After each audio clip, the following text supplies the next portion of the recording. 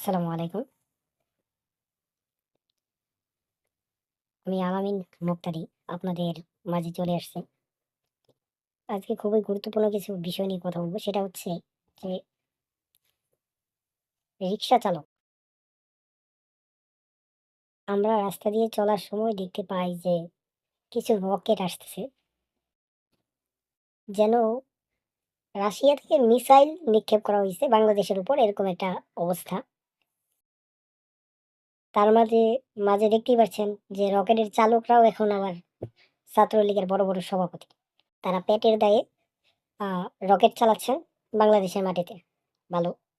আজকে আমরা এখানে যারা এসেছি আমরা কেউ কোটিপতি না, আমরা সবাই রিক্সা চালিয়ে আমাদের জীবিকা নির্বাহ করি।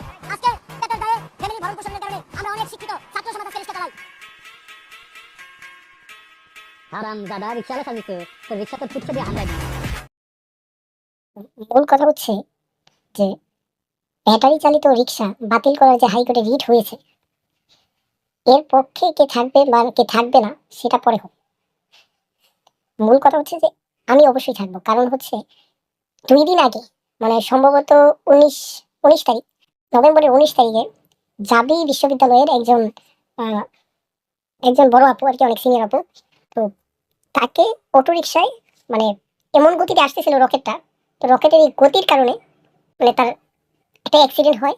তো অ্যাক্সিডেন্টে সেটা ব্লাস্ট না হয়ে মারা যায়। তো এরপরেও মানে শেখ হাসিনার আমলে যখন আপনারা করলেন, এই বিষয়টা যখন বন্ধ করা হইল, অটোরিকশা কিন্তু তখন আর ভিতরে মানে বাইরে যেতে পারলো না। এখন দেশ স্বাধীন করছে ছাত্ররা, আর ফায়দা নিতেছেন আপনারা, আর মাঝখান থেকে ছাত্রলীগের কথায় নাচতেছেন। সবার কথায় নাচা উচিত না।